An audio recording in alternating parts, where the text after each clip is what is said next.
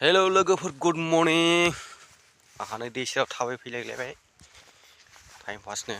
बेरेफुंजा टाइमा दाबो 6टा 18 जादों फुंनि दैसेराव ओरैनो थाबायलाफैयो सामफ्रामबो एसे टाइम माबा जानायनि थै रोदाफ्रा स्ट्रं जानायनि थैफ्रा गरम जानायनि खुवा खि खुवा नै दिनैबो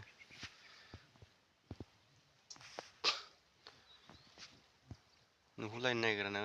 बैग्रि बिफांखौ नैबो बैग्रि बिफां गोद मोजां बाहाय पिकनिक जानो बरिया फिथाइफ्रानो मोनजोबबाय आयो आदान जाबायलै बैग्रियानो सेस सोर बुस्रां गालांखो बेबायदि बैग्रिखौलाय थ' आदानि बैग्रि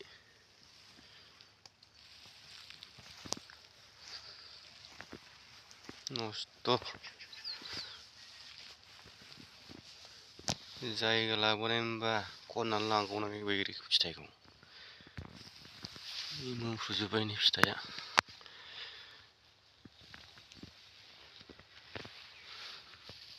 गोमोन जाथारबाय